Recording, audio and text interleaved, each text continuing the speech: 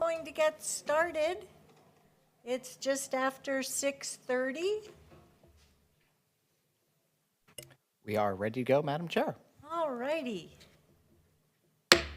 Welcome, everyone, to the Tuesday, November 29th, 2022 Washington County Board of Commissioners evening meeting. We're pleased to see everyone here in the auditorium as well as online. Clerk Moss. Thank you, Chair Harrington. The Washington County Board of Commissioners is now meeting in regular session, and the board is also meeting as the Board of Directors for Clean Water Services and all other county service districts for this November 29th, 2022 board meeting. Commissioner Rogers? Here. Commissioner Treese? Here. Commissioner Fye? Okay, you're here. Chair Harrington? Here. And I'll announce Commissioner Willie is excused from tonight. Thank you. So the first item on tonight's agenda is public communication. Clerk Moss, do we have anyone signed up to engage with us this evening? Yes, we do, Madam Chair. First up, we have Mr. Dale Feek. Dale?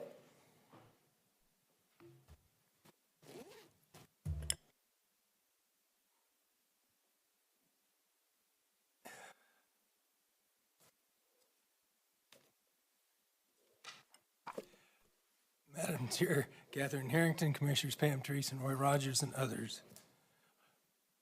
Yeah, don't start I had to talk to the police officer out there. I thought I was going to get arrested because when I went to dinner, I had to come in here and park, and it was raining. So I didn't want to park over there. I parked over here, and here I ran around. He was wondering what the heck I was doing. So he finally found out that I was coming in here, and so I had to apologize to him. Anyway, I've just taken 15 seconds. Dale Feek, Chair of the Washington County Citizen Action Network. I sent you an email that said I was going to follow through with what I said before. You got an email from me. It has to do with chemical recycling, and I gave you information factual that's not a lie. And so you have, in that package, you have a link to Plastic to Fuel, a losing proposition. Plastic and Petrochemicals Program Manager, that's the slides that go with it. And then I have another one that I got on these tigered and what's entigered in having a plastic recycling that's crazy and shouldn't happen. And they were fined $50,000 for breaking DEQ rules. So those are just information for you to learn from. That's basically what it is.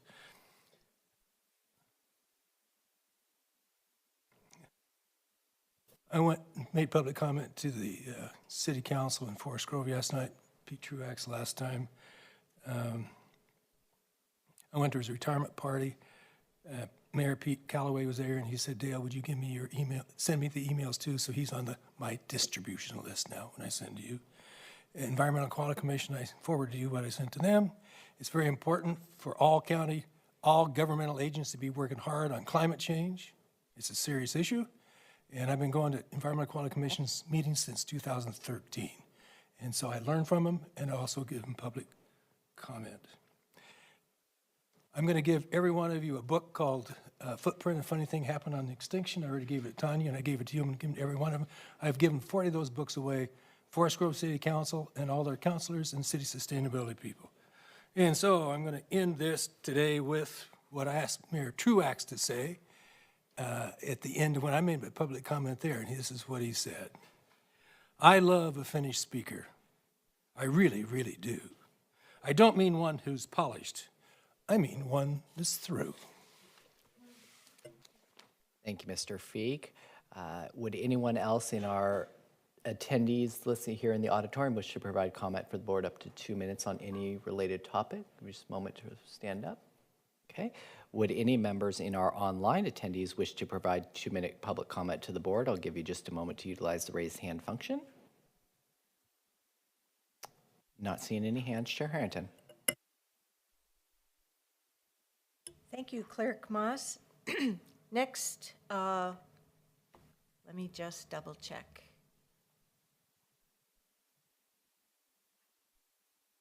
Okay. All righty. Well, we'll come back to one item later today, but first I want to share with the board something that I forgot to bring to our work session. It's a recognition by the Muslim Education Trust to the full Washington County Board of Commissioners, thanking us for the many years of support and believing in the educational outreach and community building programs of the Muslim Education Trust. This was a part of their recognition and awards event 2 Saturdays ago, I don't remember the date, for not only the board, but also our county administrator and particularly our public health division for engaging with MET, with community engagement across the board. So that includes with our community engagement team, but also helping to advance community welfare and public health during the years of COVID. So I want to give a big thanks not only to my colleagues for our community support during these last few trying years, but also to our staff. Marie Bowman Davis was there, as was Ms. Angie, and other members of our staff to receive this recognition. So job well done. Thank you for your excellence. I believe Commissioner Fye was there as well. Yep. And Commissioner Treese, too. So thank you very much. All right, we'll move on then to the consent agenda. Today's consent agenda consists of 18 items, 2 sets of minutes, 6 items from Clean Water Services, 2 items from Support Services, 1 item from Health and Human Services, 2 items from Health and Human Services, and 6 items from Land Use and Transportation. What are the wishes of the commission regarding tonight's consent agenda? So moved. We have a motion and a second. All in favor of adopting tonight's consent agenda, please vote by saying aye or raising your hand. Aye. Thank you, commissioners. Any opposed? The motion carries unanimously 4-0. Next, we'll move on to presentations. Clerk Moss, do we have the county auditor available this evening? We do, Madam Chair. He should be on video momentarily. Can you We hear have us, Mr. Hutzler?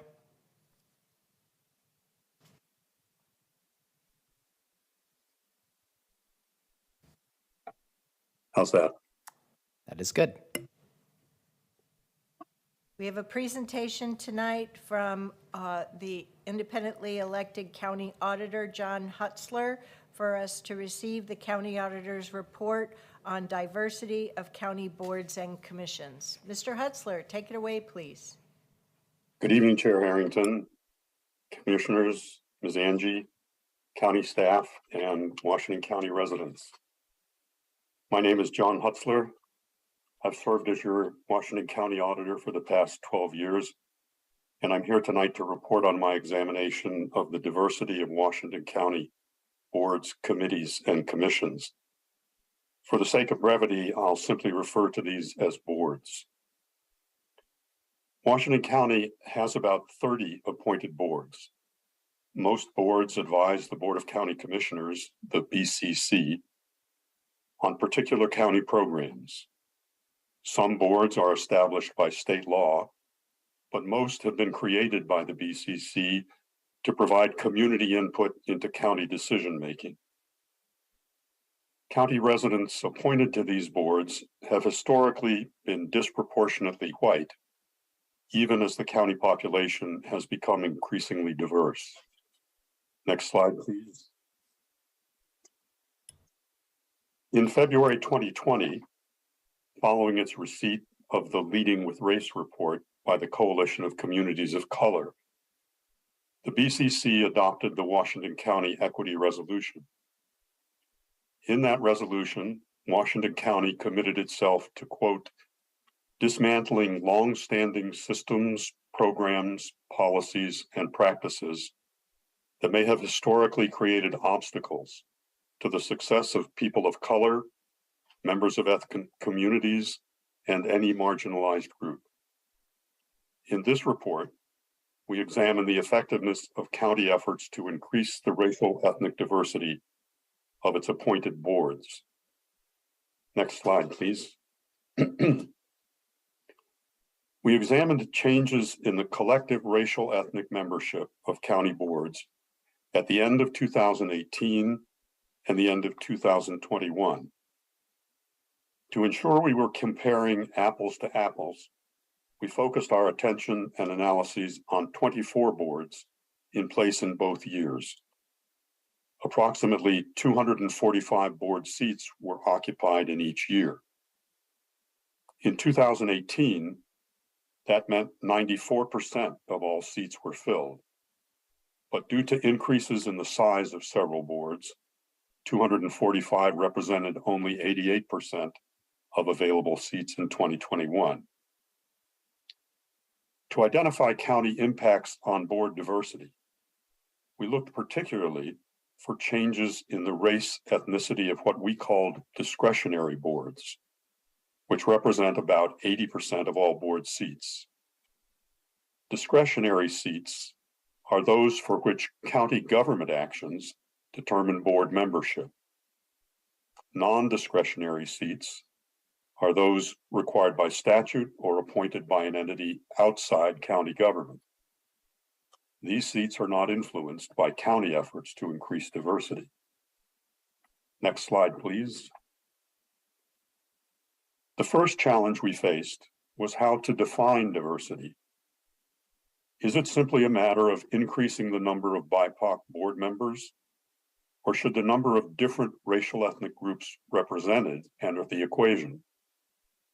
Should we look at how well board membership reflects the race ethnicity of the county population, or does diversity mean providing an equal voice for all racial ethnic groups? Most social and natural scientists distinguish the concepts of diversity and proportionality or representativeness. But in common parlance, these two concepts are sometimes confused. For purposes of our analysis, diversity refers to the relative size of different racial ethnic groups within a population. Proportionality, or representativeness, refers to how well a group reflects the racial ethnic proportions of the population. The graphs on this slide illustrate the difference between these two concepts. The center pie represents the racial ethnic proportions of the county population. Those to the side represent the ideals of diversity and representativeness in board membership. The most representative board membership, on the right, would reflect exactly the racial ethnic proportions of the county population, while the most diverse membership would be composed of an equal number of members from every racial ethnic group. Next slide, please. The equity resolution clearly prioritizes racial ethnic diversity, equity, and inclusion. The term diversity is used 16 times in the resolution, but is defined only as, quote, the ways in which people differ. The application for board membership, on the other hand, indicates the county seeks to achieve, quote, demographic variety, reflecting the racial population of the region. Language indicating that proportionality or representativeness is the goal. Because the county's goals are not entirely clear, we decided to look for changes in both diversity and representativeness. Next slide, please. The U.S. Census Bureau uses a diversity index, DI, to compare the racial ethnic diversity of the country, its states, and their counties. DI is a statistic that represents the probability that two people chosen at random from the population will be of different racial ethnic groups. For example, the diversity index for the county as a whole, for the country as a whole, is 61%, meaning there is a 61% chance that two individuals chosen at random from the US population will be from different racial ethnic groups. DI for the states ranges from a low of 19% in Maine to a high of 76% in Hawaii. Oregon ranks toward the middle of the states in its diversity, and Washington County, with a DI of 58%, is the most diverse county in Oregon. Next slide, please. We calculated the diversity index for the collective membership of the 24 boards in 2018 and 2021, and found that board diversity had improved substantially in 3 years, but remained well below the diversity of the county population. The DI for discretionary seats rose by 10% over this period, indicating that county government contributed substantially to the increased diversity of board membership. Next slide, please. We also calculated a proportionality index, PI, for the board membership. PI tells us how well the racial ethnic makeup of board membership matches that of the county population. The PI scores indicate that the representativeness of board membership has barely improved. In fact, because county level racial ethnic data for 2021 has not yet been released, we had to compare 2021 board membership to 2020 county population. Since Washington County is becoming increasingly more diverse, a comparison with the race ethnicity of the county in 2021 could very well reveal a decline in representativeness. Next slide, please.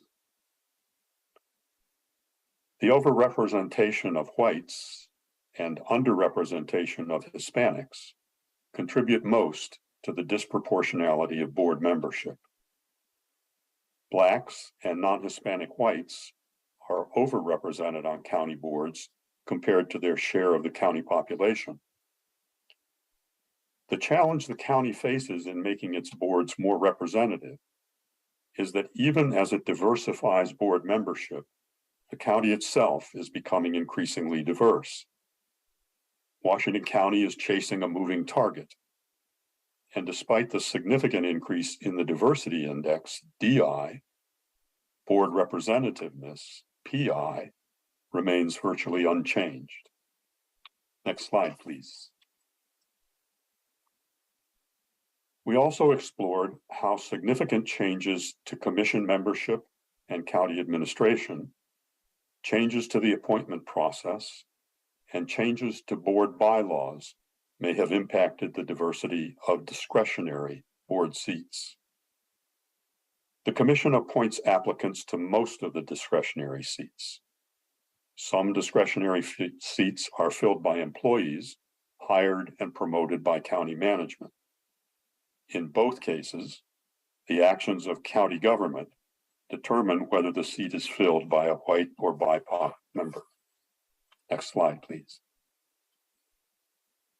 A county commission of 5 white men, of whom a majority were conservative, and personnel actions of county administration led by a white male determined appointments to the 2018 boards. Seats on the 2021 boards were filled by a majority progressive board of commissioners. 3 new members joined the commission on January 1st, 2019, including 2 women. And in January 2021, the county installed a 3rd female commissioner, its first ever commissioner of color. By then, the county had also established its Office of Equity, Inclusion, and Community Engagement, and hired its first ever Chief Equity and Inclusion Officer and its first female county administrator. We examined the diversity of board members appointed before January 1st, 2019, those appointed in 2019 and 2020, and those appointed in 2021 to explore how these changes may have impacted county boards. It certainly appears from this graphic that changes in county governance and administration played a substantial role in increasing the diversity of appointments to county boards. Next slide, please. Before February 2021, applicants could enter their race ethnicity on their application, but that information was not provided to commissioners when making appointments. In February 2021, the county began sharing the race ethnicity of candidates with commissioners. We examined the change in racial ethnic diversity of discretionary seats on the 2021 boards held by members appointed before and after race ethnicity became available to the appointing authority. The increase of 19 points in the diversity index suggests that providing commissioners with race ethnicity information on candidates played a substantial role in increasing the diversity of county boards. Next slide, please. Between April 2019 and April 2021, the board adopted new language in the bylaws of 8 of the 24 boards reviewed. New language on board membership increased the emphasis on board diversity, added seats to the board, and/or limited the length and number of terms that board members can serve. These revisions appear to be designed to allow the county to increase board diversity by increasing board turnover. We found that the collective diversity of those 8 boards increased by 8 percentage points. However, boards whose bylaws remained unchanged increased their DI by 10 percentage points. We cannot conclude that bylaws changes have been effective in increasing racial ethnic diversity. At the end of 2021, however, 15 seats on the 18 boards that changed their bylaws remained unfilled. This suggests that the impact of bylaw changes may not have been fully realized. Next slide. To recap, the diversity index, DI, is based on the number and relative size of the racial ethnic groups included in board membership. It does not consider the racial ethnic proportions of the county population, only that of board membership. DI would be maximized if all racial ethnic groups were represented in equal shares. That's the horizontal line.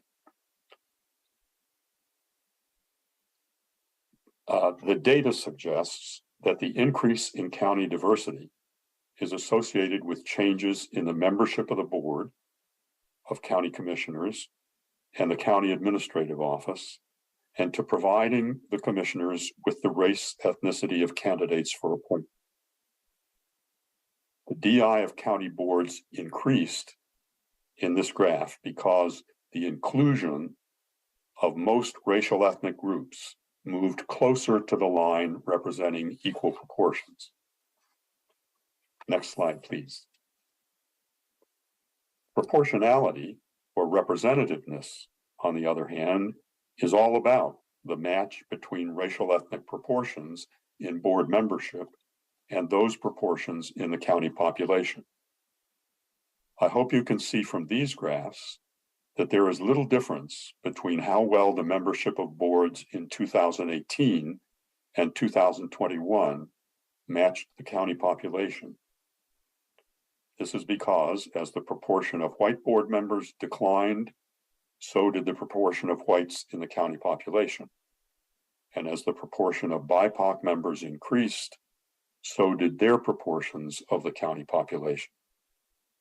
Because the county is becoming more diverse, almost as fast as board membership, the representativeness of board membership shows little change.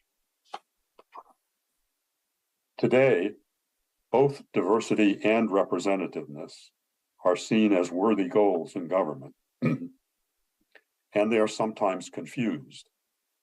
Unfortunately, increasing one can mean decreasing the other. Maximizing the diversity of board membership would reduce the proportionality score from the current 82.9 to 62.8. Maximizing the representativeness of board membership would limit board diversity to that of the county population, currently 58%. Next slide, please.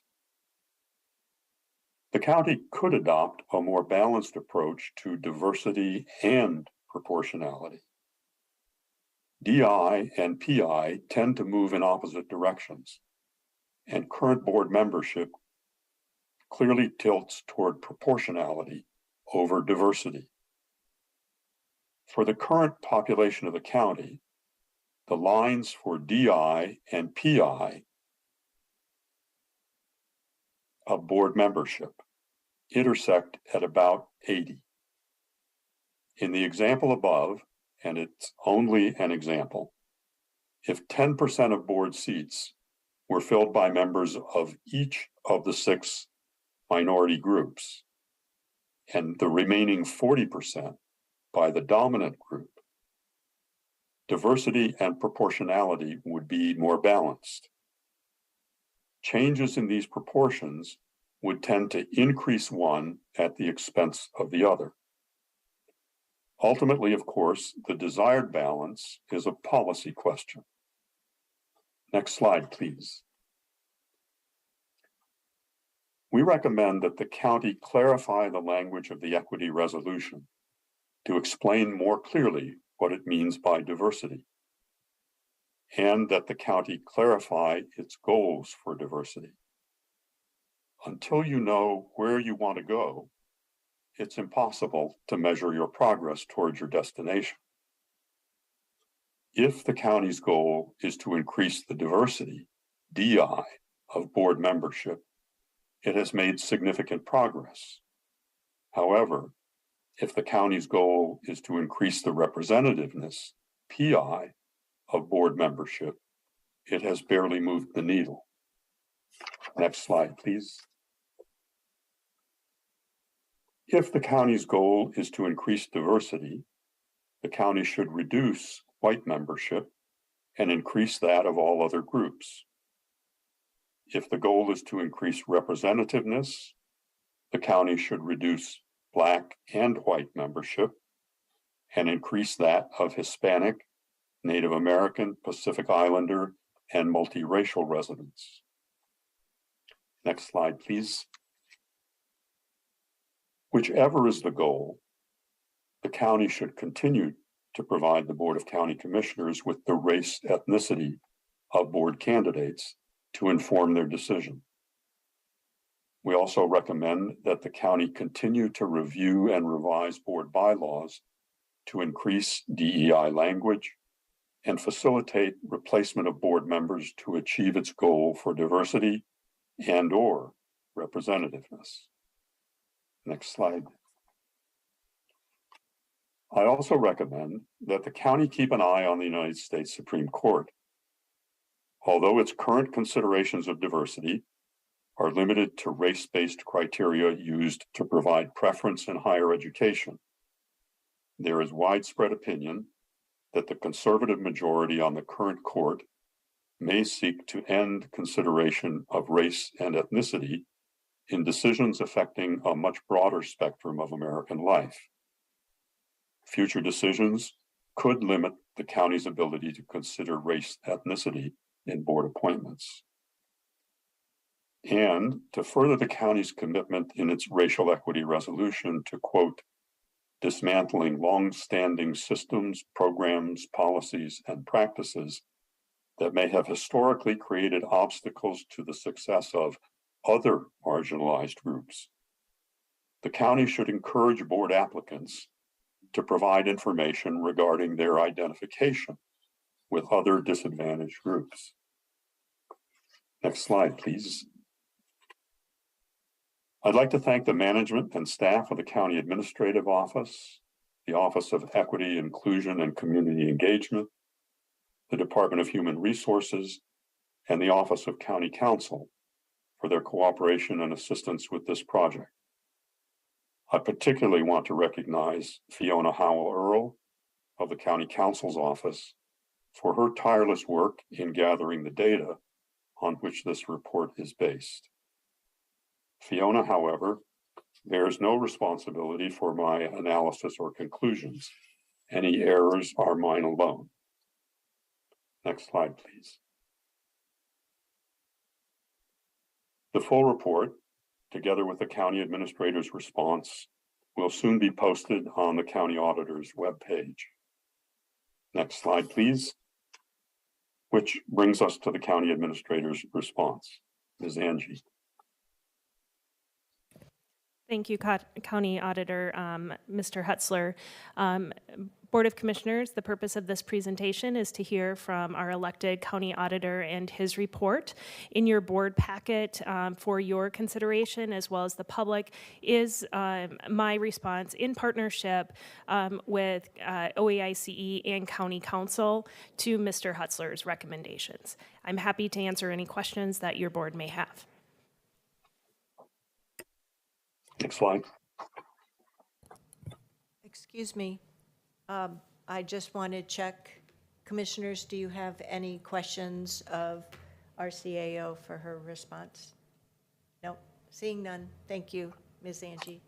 Go ahead, Mr. Hutzler. I was just going to go to the next slide, which is questions.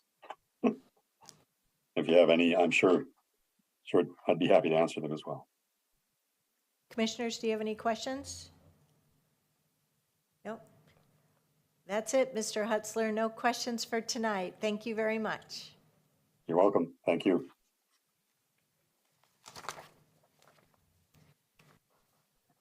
Next, we'll move on to public hearings for this evening. We have two different public hearings. And with the first one, it's related to our redistricting effort. So first, I would like to call up our Director of Assessment and Taxation, Joe Nelson. But without further ado, Commissioners, I would ask for a motion to read Ordinance 893 by title only. Second. All those in favor of reading by title only, please raise your hand or say aye. Thank you, Commissioners. Any opposed? The motion carries unanimously 4-0. Mr. Carr. Thank you, Chair Harrington. Ordinance 893, an ordinance establishing commissioner district boundaries in accordance with the Washington County Home Rule Charter and repealing ordinance number 806. Thank you. I'd like to turn it over to Mr. Joe Nelson. Okay, let's go to next slide, please. One more slide, please. Okay, good evening. My name is Joe Nelson. I'm the, as you said, the Director of Assessment, Taxation, and Elections. And we're at the final steps for reapportionment. Sorry about that. I'd like to do a brief review for anyone who's joining us new for this process. Reapportionment, it's required by the Washington County Charter. It ensures that each of the 4 commissioner districts are roughly of equal population. It's based on the decennial census. It's a 10-year cycle. And what's important to notice is every Washington County resident is represented by a county chair, a commissioner elected by district. These are represented before reapportionment. They're represented after reapportionment.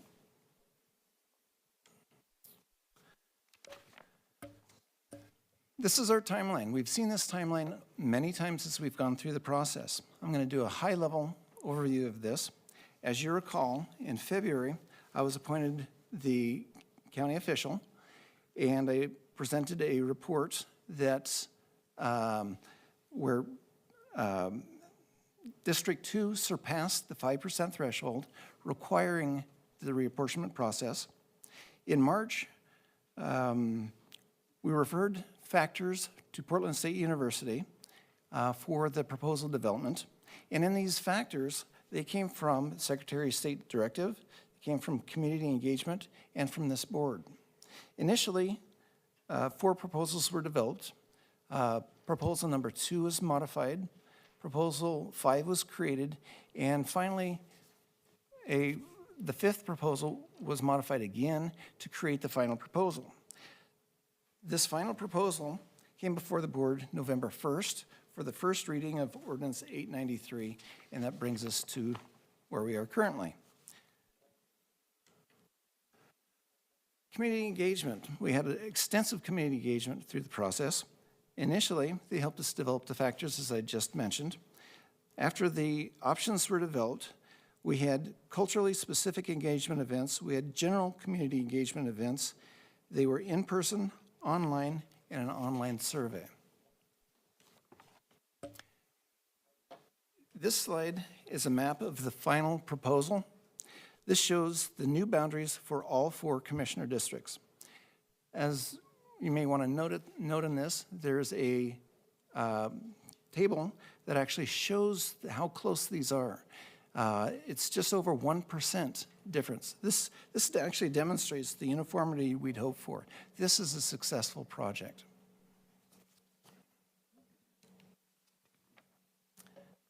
I'd like to take a minute and appreciate our partners.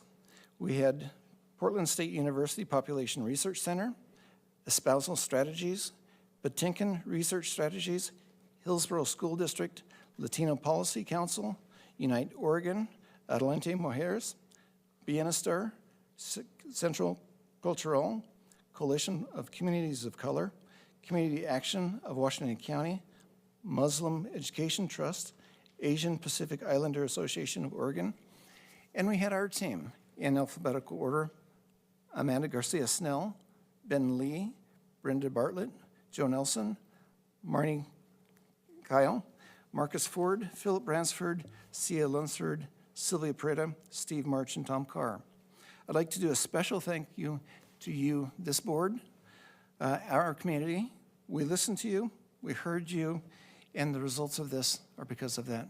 And thank you. Back to Tom. Could I just interrupt? Could we pause there for a second? And I just want to at least clap to thank all of our community members and our staff members for this effort. It was really, it was tremendous. And I want to sing loud and proud of your efforts through this very deliberative, collaborative process. I am just so proud of all of the engagement that you've had, all of the ideas and options that you brought forward to us in really shaping this proposal. So I hope I didn't interrupt your flow, but it's I'm tickled pink. Thank you. Thank you so much. Back to you, Tom. Now we ask the board to open a public hearing and then consider Ordinance 893 for adoption after hearing input from the public. Wonderful. Thank you. And with that, I'd like to open a public hearing. Thank you, Chair Harrington.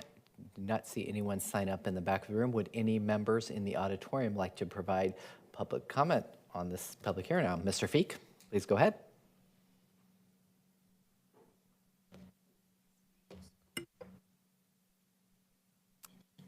Dale Feek, Chair, Washington County Citizen Action Network. I just want to compliment you and the county staff for what you've done to make things proportional and representative and maybe diverse, and doing a good job.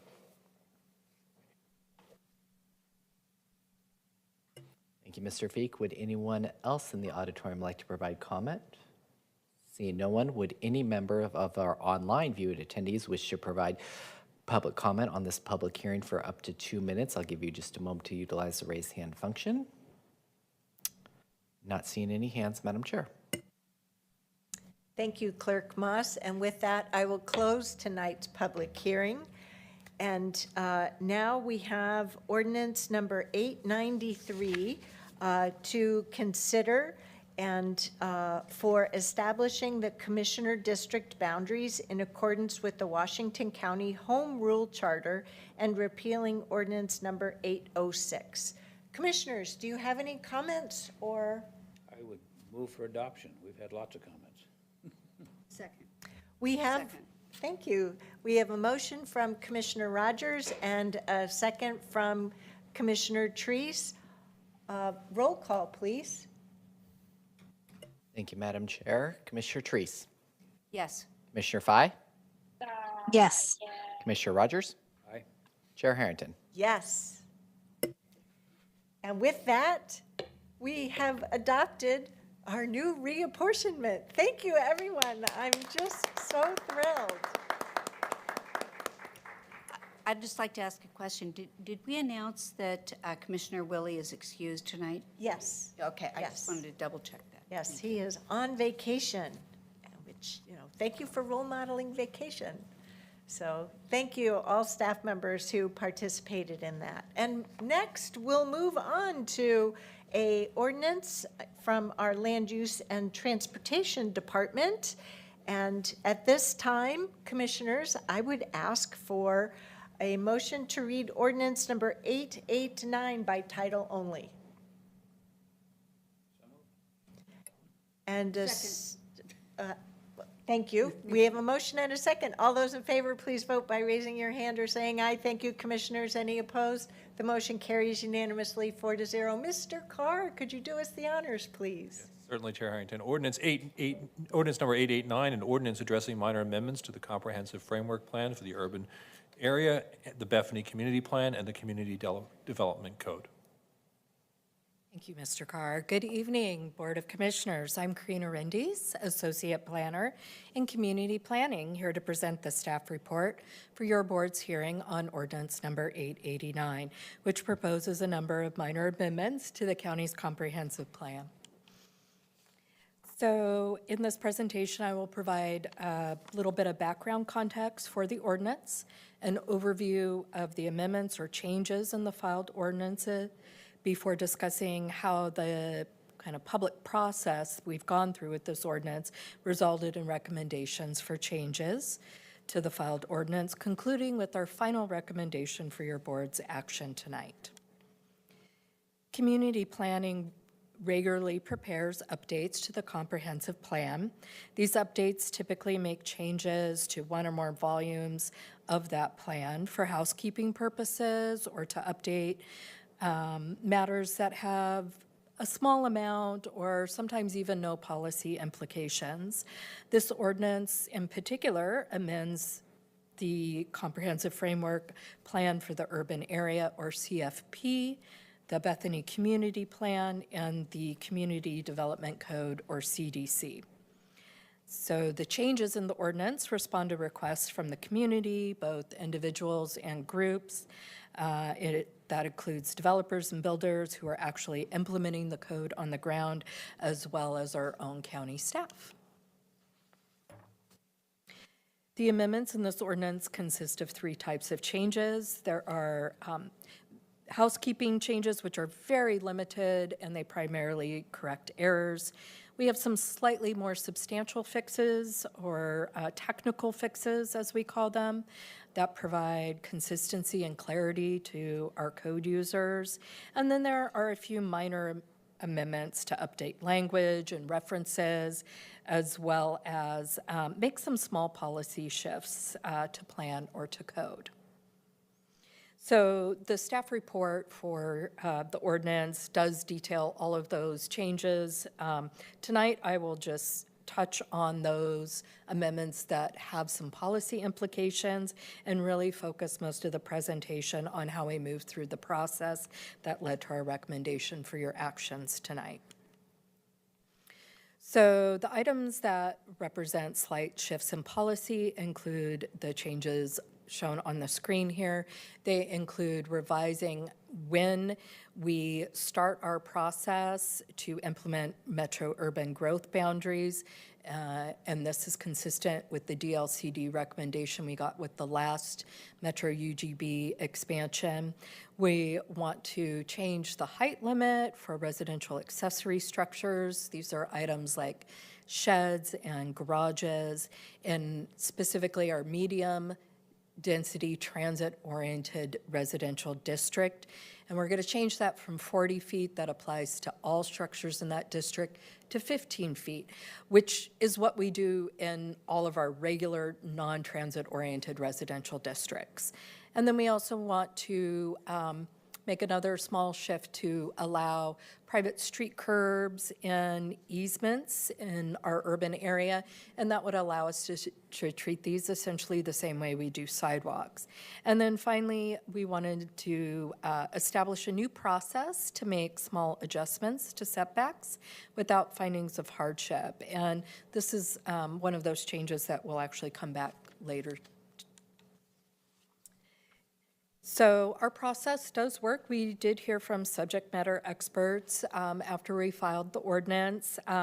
First, the Committee for Community Involvement, or CCI, did reach out and ask for a modification to the updates to the planning participant standards to make sure they were better aligned with their bylaws. And we also heard from our county surveyor about how we could make some tweaks to the language we had in the ordinance to better align with state law, and then just to add a little bit of clarity by adding an additional cross-reference.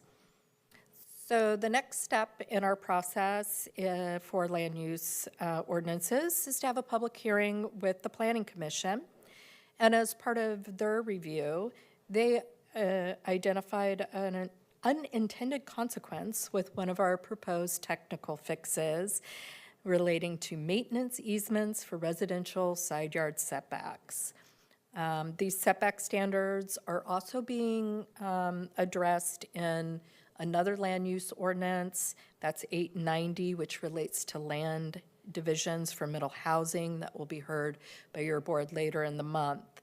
And it doesn't really work very well to have two different ordinances making changes to a single section of code standards. So staff did recommend consolidating those into a single ordinance, and the Planning Commission agreed with that approach, and they also supported making the changes to that section in the later ordinance, since doing so provided more time to make that changes with the Planning Commission. So at that point, the Planning Commission did make a recommendation that the Board of Commissioners approve this ordinance with the following changes that I've already discussed. That's make revisions to the CCI membership, make some revisions to land division standards, and remove the side yard setback standards from this ordinance, with the reminder they're coming back in the next ordinance. So, in addition to Planning Commission's recommendation, staff is now proposing an additional change to the filed ordinance. This is because we had some internal discussions with the staff who was going to be implementing the changes related to the type 1 setback adjustment. And our experts identified some significant challenges to administering the new procedure as proposed. They had concerns about how to limit that to genuine hardship and really avoid misuse of this process. So ultimately, staff concluded kind of the potential possible negative consequences of making this change really outweighs the potential benefits and should probably be deleted. So for our recommendation tonight, we would advise that the board conduct the first public hearing, and at the conclusion of the hearing, order engrossment of Ordinance 889 to reflect the changes recommended by Planning Commission and staff as described in this presentation and shown in Attachment A of the staff report. Then direct staff to prepare and mail notice so that the hearings could be continued to January 24th and February 7th of next year, 2023. And that would be consistent with the requirements in Chapter X of the county charter that does require that we come back to you once we filed the changes and have 2 additional hearings. And this concludes my staff report this evening, and I'm available for any questions you might have.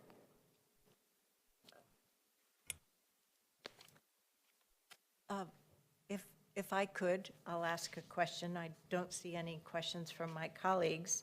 In the slide ordinance background, you mentioned that it makes limited changes to the Bethany Community Plan, but none of the subsequent slides highlight specifically what is it about the Bethany Community Plan that has changed.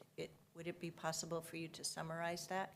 Yes, so the changes to the Bethany Community Plan are pretty simple. We intend to place a label over some of the maps that say, hey, go look in Chapter 2 for this information. Since that was really a non-substantive change that didn't have policy implications, we didn't cover it in the presentation, but it is included in Attachment B, the detailed table of all of the ordinance changes. And that was a request that came from a community member with concerns that it was a little confusing that this is the only chapter actually in our community plans that's like this, where there's a second chapter and the first set of maps includes both areas. The second set of maps includes just North Bethany and has more detailed information. And so she felt it was confusing, and sometimes actually we have missed some changes or updates when it's on 2 maps. So this way it's really just shown on the 1 map. Yep. Okay, no problem. I'll just direct a comment to you, Ms. Angie. Since the North Bethany area was brought into the UGB and the North Bethany community planning work began, I don't know that a single year has gone by when the Bethany community plan has not been updated. North Bethany is pretty sizably built out, not completely, but a majority of it. I think it's time for us to move on. So, and declare good work and focus on other things. So just a comment from one member of the 5-member commission, that's all. That was the whole background to my question. Any other questions from commissioners before we move on? Okay, well, seeing none, we'll open a public hearing. Clerk Moss. Thank you, Chair Harrington. I did not see any members in our auditorium sign up to provide public comment, but I will give the option in case anyone wants to stand up and provide comment. Not seeing anyone. Would any members on our online attendee audience wish to provide public comment for up to 2 minutes on this public hearing? I'll give you just a moment to utilize the raise hand function. Not seeing any hands, Madam Chair. Well, and with that, I will close this evening's episode and ask the commission for a motion to continue the hearing to, oh, wait a second. Sorry, we have to order the engrossment first. Yeah, there you go. I would move that we engross ordinance 889 and continue it to January 24th and February 7th of 23. Second. Let's see. Clerk Moss. Just to be careful, Mr. Carr, do we need to do a roll call? Certainly we can. Commissioner Rogers? Aye. Commissioner Treese? Yes. Commissioner Fine? Yes. Chair Harrington? Yes. So the engrossment is hereby ordered from a vote of 4-0 on the boards of commission, and we will continue the hearing on the engrossed ordinance to January 24th and February 7th of our new year of 2023. And please, staff, do send the notice appropriately to our community. Thank you. That's it for public hearings tonight. So next, we'll move on to action items. And I'd like to welcome one of our assistant county administrators, Marnie Kyle, to the table, as well as a few different subject matter experts from staff.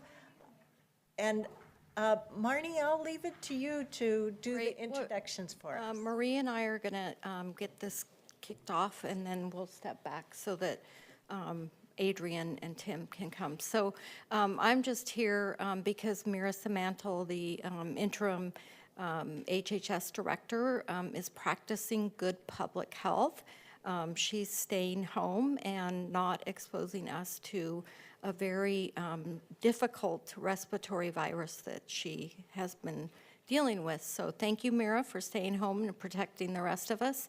As you've noticed, you have a great panel of experts tonight that are going to walk us through the EMS administrative rule changes and the ASA plan. So I'm going to step back and let Maria kick us off, and then your experts will also step forward. Thank you. Thank you for pitch hitting. Thank you, Marnie. Good evening, Commissioners. For the record, my name is Marie Bowman-Davis. I'm the Public Health Division Manager and the appointed local public health administrator.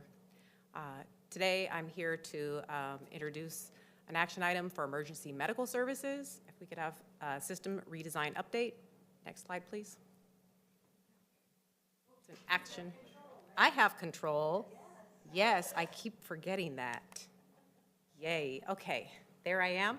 I'll be joined by Adrian Donner, who is our EMS program supervisor, and Tim Case, as Marnie mentioned.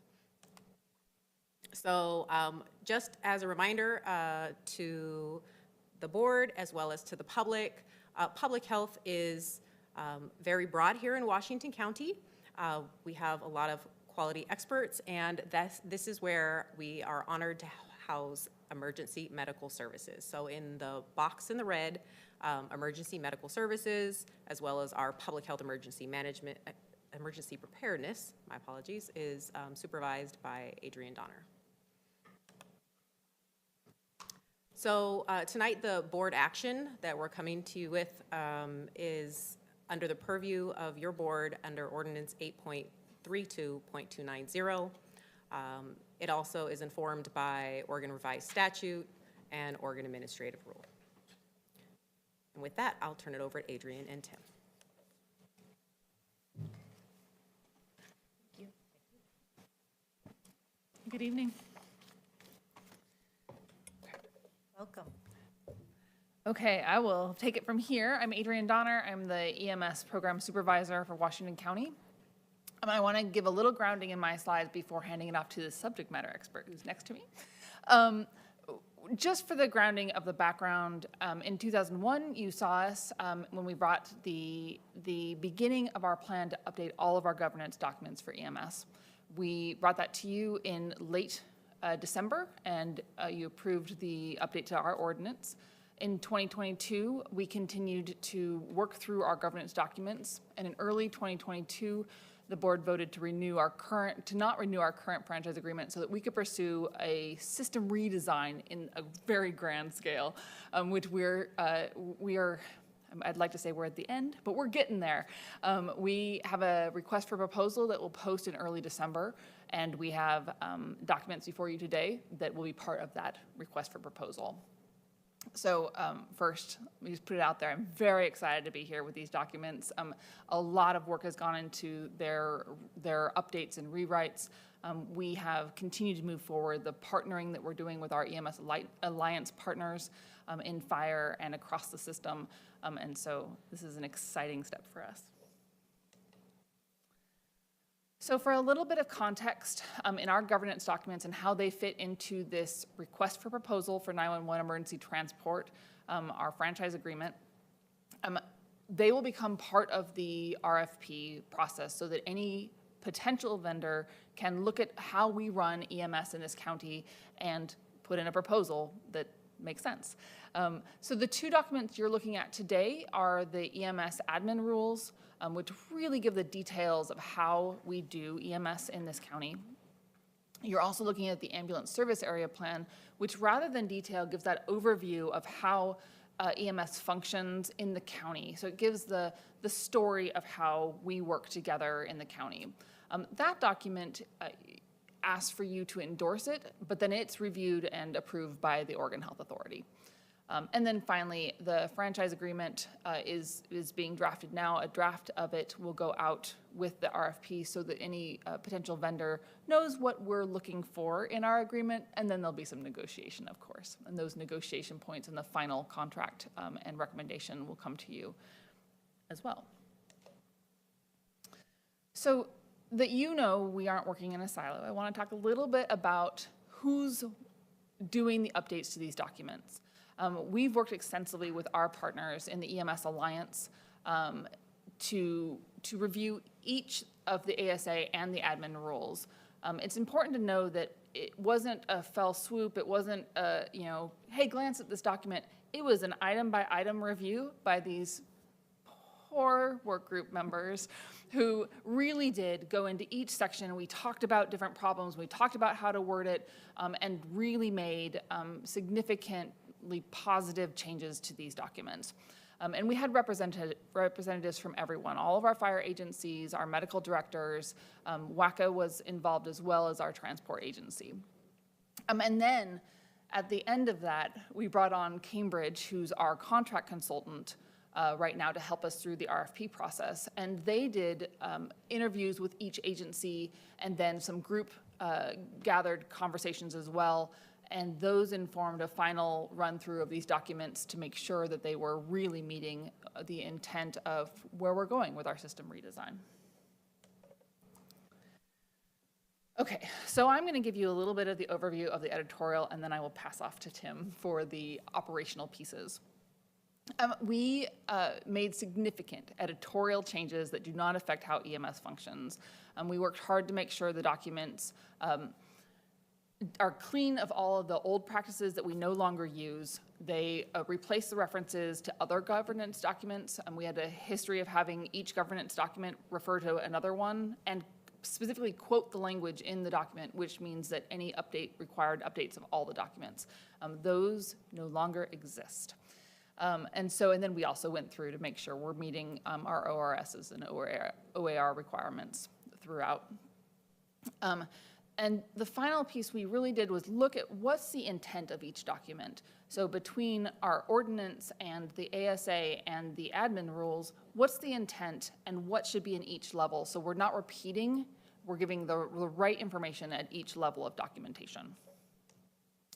And finally, I'm going to pass to Tim to talk a little bit more about the operational changes that were made to both documents that do in fact change how EMS functions. Previously, we agreed that Adrian would run the clicker, but she's just passed it to me. Thank you, Chair Harrington, Commissioners. Again, my name is Tim Case, Senior Program Coordinator in EMS. So as Adrian mentioned, we really did a top-down review of governance documents, looked at the structure of how EMS medicine was provided here in Washington County, and decided to make some pretty significant and I think exciting changes to the way that we're going to deliver, again, EMS medicine. So a couple things that we want to talk about is the inclusion of BLS, or basic life support, ambulances in terms of transportation of patients. So currently, as it stands, we have a single-tier ALS system. So what that means is anytime you call 911, regardless of complaint or symptoms, a paramedic, ALS ambulance, and likely fire first response will show up at your house or wherever you're calling from. With the addition of a BLS tier, that allows us to better right-size the delivery of care. So patients that have lower acuity or less acute symptoms, complaints, will get a level of care that's appropriate for them, leaving that higher level of care available for those time-sensitive emergencies like stroke or heart attack or significant traumas. So to kind of give a graphic explanation, and by graphic I mean pictorial, of how this would look is it would start really at call receipt at WACA or the dispatch center, that when you call in, they run through a triage scheme to best determine what level of care you need, and they dispatch that unit. So that would either be, depending on your complaint, it could be like non-traumatic back pain or a minor burn would be something a BLS or a basic life support ambulance would respond to, versus again, the classic stroke or heart attack where an advanced life support ambulance would be responding to that, along with our fire first response partners. So I would say it would be great if every patient read the book and stuck with the symptoms that they called for. But every once in a while, curveballs happen, complaints evolve and care changes. So the system does allow for continuous retriaging and upgrading and downgrading of patients. So if that BLS provider arrives on scene, they answer yes to a question that they previously said no, they have the ability to call for a paramedic ambulance to come help them out, and vice versa, where an ALS or that advanced life support paramedic can say, this actually would be best suited with the BLS ambulance, and they can make that change. Another thing that we're doing is we're really shifting our focus away from a strict time compliance for the delivery of care, and what that means is currently we look at how fast somebody arrives on scene. The response times are things that are based on old and antiquated data and don't necessarily correlate with better patient outcomes. What does impact patient outcome is the level of care that you receive from those responders and the providers on scene. So what we are doing is building in a system that puts a heavier reliance on the quality of care rather than how fast somebody can drive to your house. A few other things that we did, we added some language to set the groundwork to allow for future franchising possibilities for non-emergent medical transportation and interfacility transport. And what that is that's the medical movement of patients between hospital facilities, from home to a doctor's office, to a nursing care or skilled nursing facility. And those aren't part of the 911 system, but that's kind of the movement of patients that happens in the background. Currently, that's not franchised in the county, but what we have the option to do is add that, which does allow some more compliance standards for levels of service that's not currently available. A technical fix that we added was the definition and provision for fire service emergency ambulance provider. That is a practice that's been happening for a while here in the county, but just wasn't captured and updated in admin rules. So that, again, was a technical fix that we changed.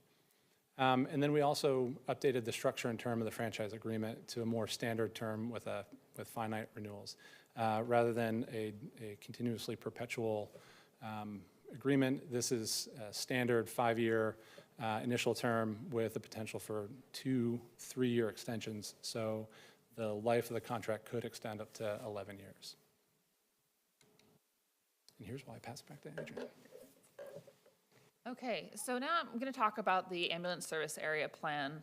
As Marie said, it's in ORS, that we have one, and that it covers all the jurisdictional territory of Washington County. I want to speak to the issue of having one ASA. We have had one ASA in Washington County, and we would recommend we continue with one ASA simply because it allows us to provide consistent response, or the vendor to provide consistent response, and us to really look at the quality and improve quality across the contract. It also creates a territory that provides enough business for it to be valuable to a potential vendor. So we would propose continuing with a single ASA as we have, in the same ASA as we have been for years.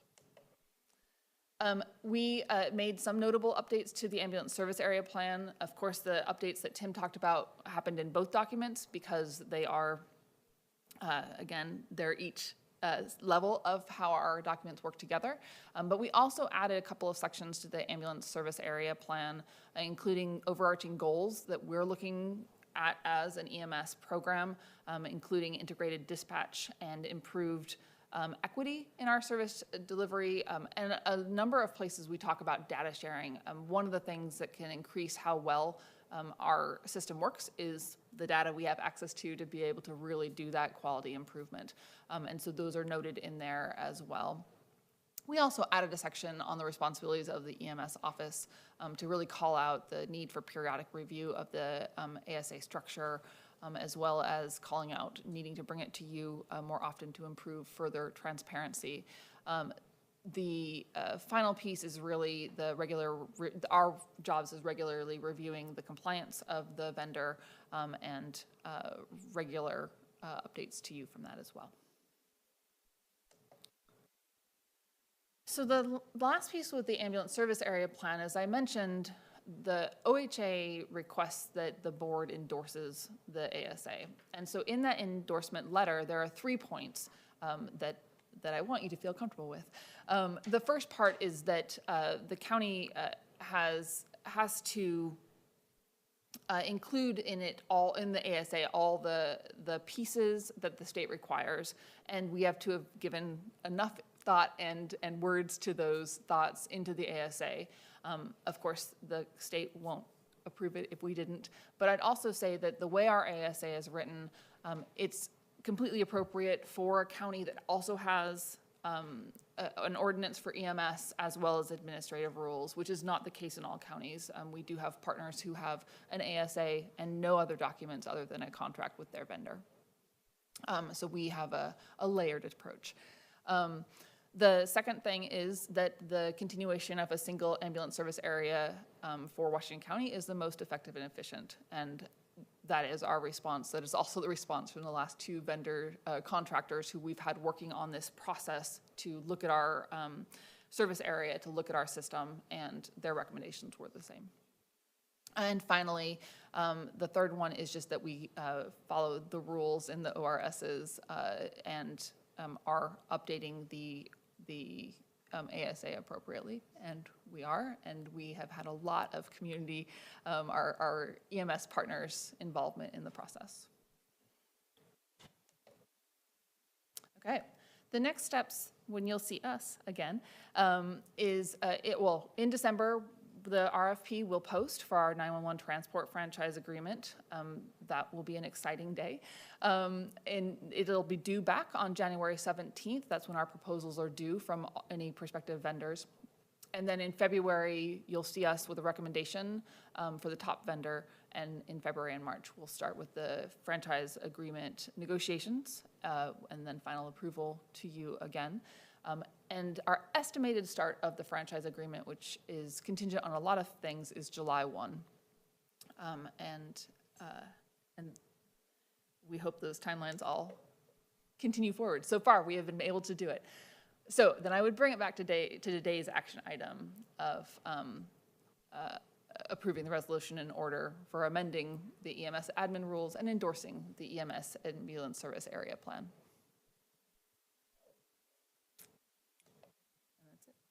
At this juncture, I want to share for our viewing audience that commissioners have had the benefit of detailed briefings throughout this process, subsequent to work session conversations. But I want to make sure I turn to my 3 other colleagues here tonight to see, to see if you have any questions. I have a question that is really for our viewing audience as well. So could you go back to page 11, please? And you talked about the evaluative criteria, and you mentioned that we're not just looking at response time from point A to point B. You might mention what we do look at. So currently we do look at those response times. What we're shifting to is, again, still looking at response times, but with the addition of clinical matrices. What we'll start with are cardiac arrest metrics, and that is how quickly somebody starts CPR on a patient, if they're doing it at the right rate. So currently the guidelines are between 100 and 120 compressions per minute. So making sure that our responders and providers are falling into that category. If they're using an airway to help the patient breathe, if they're giving the right ventilatory rate, so they're breathing, the proper times per minute for that patient. There's a couple other matrices that we're adding in there as well. And I appreciate it.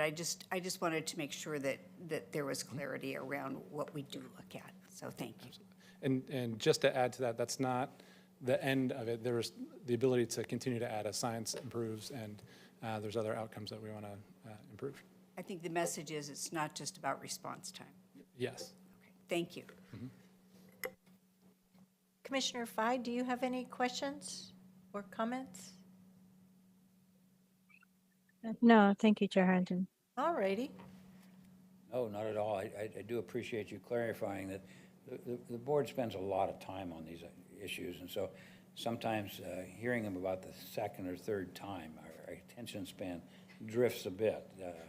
It's a very engaged board. They're bright people who certainly read all the materials you sent us, so don't take her comment or my sometimes saying, oh boy, this is the third time I've heard this, with any disrespect. You guys have done a really good job. It's a very difficult issue, and I can remember, none of you were here, but I remember the last time we went through this a number of years ago, and it was much more complex in terms of public entities were trying to get into the business, and that really set off a whole set of dynamics of how do you measure public subsidy of public entities against private companies who might apply. And so you've kind of dodged that one this particular time, and I think you've heard from all of us a number of questions in work sessions. So thank you. It's a good job. Thank you.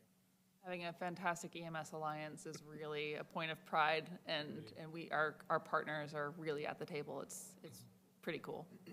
Well, I'm really glad that you've raised that and spoken to how the EMS Alliance is working and how you set it up, and the level of collaboration and review has been really productive. And I think this overall project to modernize the system and ensure that the community members that we serve and need to serve, and their care in some of their most vulnerable moments in life are taken care of, and that they can be assured of that. So job well done. Well, thank you, commissioners, for that. And I would ask for a motion to approve the resolution and order amending the Emergency Medical Services Administrative Rules as set forth in Exhibit A in our packet, and endorse the Washington County Ambulance Service Plan as set forth in Exhibit B. So moved. Second. We have a motion and a second. All those in favor, please vote by raising your hand or saying aye. Thank you, commissioners. Any opposed? The motion carries unanimously 4-0. Congratulations. Job well done. Thank you. We will see you soon. Yes, you will indeed. So we have another action item for tonight, and before we move forward with that, I just want to observe that tonight's agenda is really exemplary of the large portfolio, the diverse portfolio of services that your county government deals with. We've talked about governance tonight with redistricting. We've gone into how we care for individuals to ensure that they have ambulance services that they can be proud of. We've also talked about how the county fosters new community development and does so that community members can be assured that care is taken so that we have thriving communities. It's really pretty fascinating work, and we have over 2,000 employees that do this work every single day, all 52 weeks of the year to benefit our community. And for our employees and for our community members, there have been some recent activities that this board is taking note of. So what we have before us now is a proposed statement from your Washington County Board of Commissioners. It's regarding the Colorado Springs ClubQ shooting. And I would like to read the statement and put it forth for the commission to consider adopting. We, the Washington County Board of Commissioners, again must address deadly violence targeting marginalized people. On Saturday, November 19th, a gunman killed 5 and injured at least 17, the latest violence perpetrated against LGBTQIA+ people, whose generational history has been marked with bloodshed. We first must acknowledge the heartbreak, grieving, suffering, and trauma experienced by our Washington County employees and our community at large. It is not a coincidence that this unconscionable violence occurred at a time when communities around the world were honoring Transgender Day of Awareness, including here in Washington County. We also need to speak to the fact that much of the misinformation and hate aimed at LGBTQIA+ people come from elected officials. Protections for LGBTQ+ people are being rolled back, and hateful policies are being passed by legislative bodies across this country. The Washington County Board of Commissioners condemns hateful rhetoric and violence in all forms. We care about and value our entire community, and we grieve with you. We appreciate you, we want you here, and we are with you. During this time of great pain, we want to ensure LGBTQIA+ employees and community members know about all the healing resources available. Number 1, there's an emergency bias response hotline, whether it happened to you or to someone else. The Oregon Department of Justice can help track hate and bias incidents. Trauma-informed operators are standing by 9 a.m. to 5 p.m. Pacific time, Monday through Friday. Interpreters are available in 240 languages. If calling after hours, leave a message and they will return your call. 1-844-924-BIAS. That's 1-844-924-2427. You can also see the website standagainsthate.oregon.gov.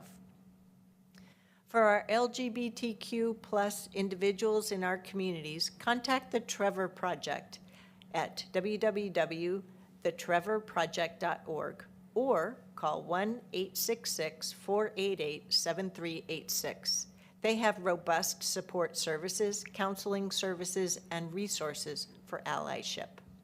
Third, for our Black, Indigenous, and other people of color, there are mental health resources to help. For immediate text support, reach out to Crisis Text Line by texting COALITION, that's COALITION, to 741-741 to connect with a crisis counselor for free 24/7. Oops, sorry. Fourth, for Washington County employees, you have the Employee Assistance Program. Washington County employees may engage services free of charge from Upstream Health, the county's new employee assistance provider. Call 1-866-750-1327 or visit www.upstreamhealth.com. Lastly, fifth, for every community member, there is a Washington County crisis line. If you're having thoughts of suicide, feel hopeless, or are feeling like you cannot cope right now, please call 503-291-9111. Washington County and its Board of Commissioners is proud of its employees. Be it during a global pandemic, wildfires, heat domes, or ice storms, our team never stops delivering its essential services to our community. We persevere, we keep moving forward, and we support each other in our greatest needs and traumas. Washington County is resilient, and we thank all who serve here, work here, and call this wonderful community home. So that is the statement proposal before us today. What are the wishes of the commission? Go ahead, Commissioner Fye. Chair Harrington, thank you. I was gonna, I think, just looping back on our conversation about this letter from our work sessions, there were some edits that we were having conversations about, and I was gonna bring forward a motion tonight to amend the letter, which I decided against it, so I'm happy to support. But I think in the future, we should be clear of how we're going to entertain edits and from whom we're going to entertain edits from when it comes to letters that are coming forward. Because I think at one point our staff witnessed papers flying at our board work session this afternoon. So I'm happy to support this and happy to not make a motion to amend.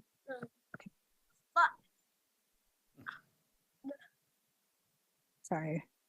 I'm happy to support this letter. So I just wanted to make that a comment, and sorry about my kid is trying to make me identify what this little dinosaur is. So at work session, there were multiple edits that were discussed. And what I heard at work session was each of those was rendered with 2 for and 2 not for. So that's why we have the statement that was included in the packet. It is well within your right to propose an amendment now.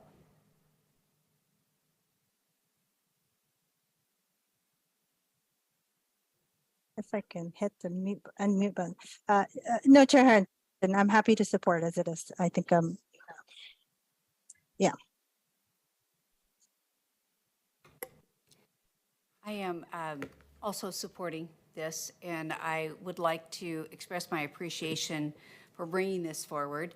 I think that this is an appropriate statement to make, and I'd just like to underline the fact that we are standing with our community and with our employees on this issue.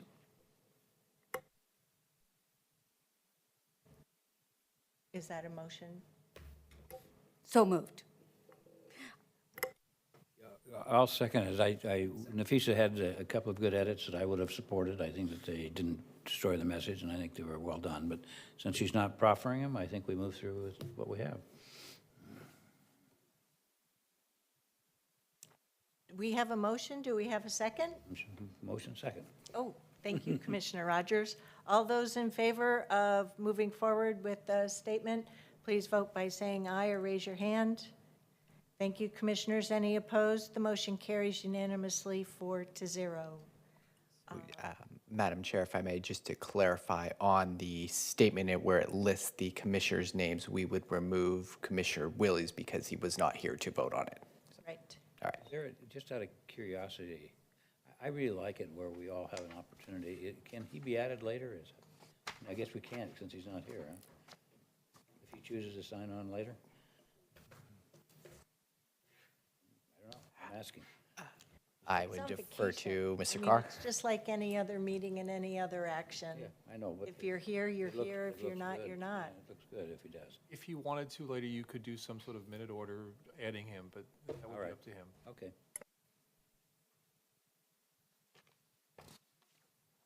Thanks. Yeah. Okay, next, we'll move on to our second public comment of the period of the evening. This is an opportunity for members of our community to speak for up to 5 minutes a person. Is there anyone here who wishes to do so? I am not seeing anyone that signed up in the back of the room. Would any members in our online virtual attendees wish to provide comment for up to 5 minutes on any county-related topic? Give you just a moment to utilize the raised hand function. Not seeing any hands, Madam Chair. you. Next, we have board announcements.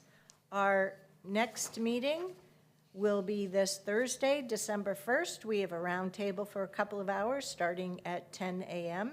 Next Tuesday, we have our triplicate of meetings, our work session starting at 9, pausing that for the Housing Authority Board of Directors meeting at 10, followed by the board meeting at approximately 10:15. And that evening, we'll be having the fourth quarter town hall with the Board of Commissioners starting at 6 p.m. here in the Public Services Auditorium building, as well as on Zoom. Then the following Wednesday, as the Clean Water Services Board of Directors, we will be having a training session starting at, it says here 9. Okay.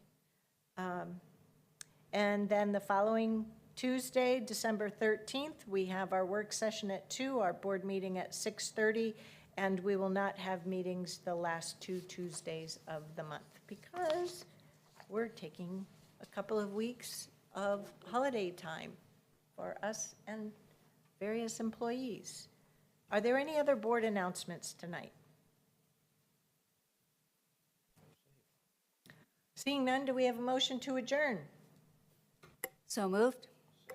All those in favor of adjourning tonight's meeting, please vote by saying aye or raise your hand. Thank you. Commissioners, any opposed? The meeting is hereby adjourned. Thank you.